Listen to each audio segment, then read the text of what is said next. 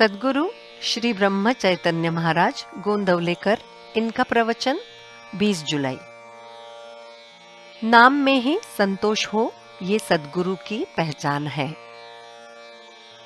जो श्री राम की शरण में जाता है उसके लिए संसार में कोई कर्तव्य नहीं बचता है।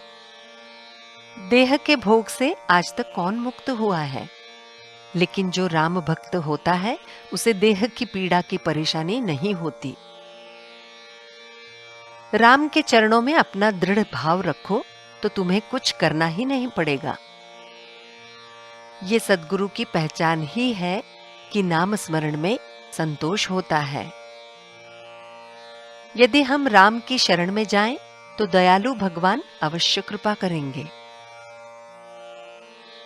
देह को नसीब के भरोसे छोड़ दें और जब जब कुछ घटता रहेगा उसमें आनंद समझें।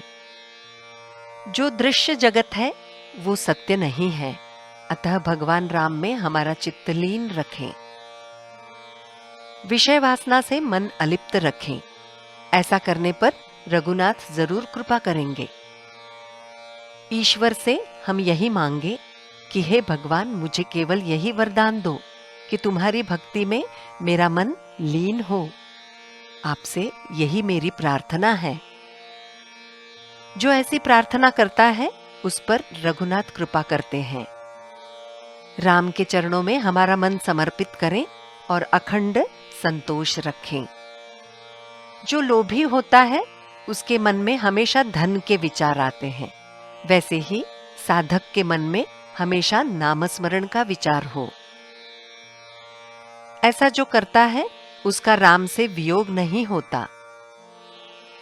पानी के बिना जैसे मछली तड़पती है, वैसे हमारा मन नाम स्मरण के बिना तड़पना चाहिए। गुरु की जो आज्ञा होती है वही प्रमाण मानकर, अर्थात वही आज्ञा सर्वश्रेष्ठ मानकर मोक्ष के लिए इसके सिवाय दूसरा कोई साधन ही नहीं है, ये पक्का ध्यान में रखना चाहिए। साधन के लिए अधिक दौड़ धूप ना करके देह को बहुत परेशान नहीं करना चाहिए। राम के सिवाय दूसरा कोई मित्र नहीं। जिसका राम ही मित्र है उसे जीवन में कोई धोखा नहीं।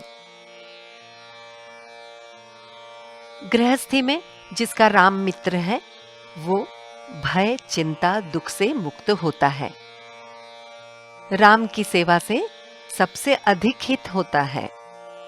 विश्व में यही श्रेष्ठ सत्य है।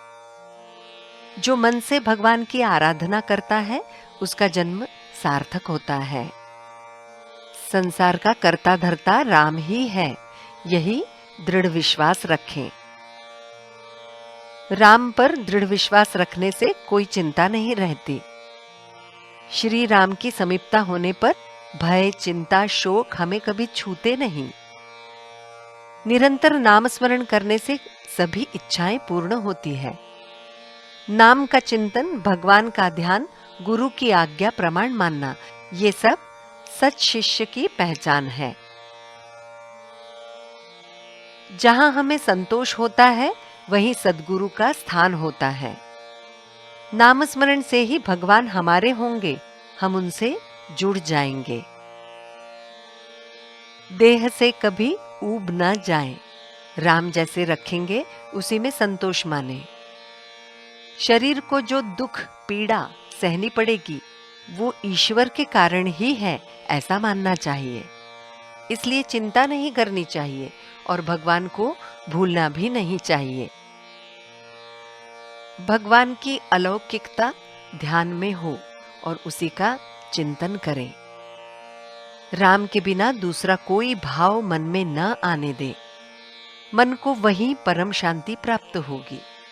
चित्त में जब ये भावना निर्माण होगी कि देह के साथ मेरी गृहस्थी तुझे अर्पण है, तो रघुपति जरूर कृपा करेंगे। ऐसी जब हमारी दृष्टि हो कि प्रभु राम ही का सर्वत्र अधिष्ठान है, तभी हमें सच्चा संतोष प्राप्त होगा। राम के चरणों में मन समर्पित करो और रात दिन नाम स्मरण करो। जानकी जीवन स्मरण जय जय राम।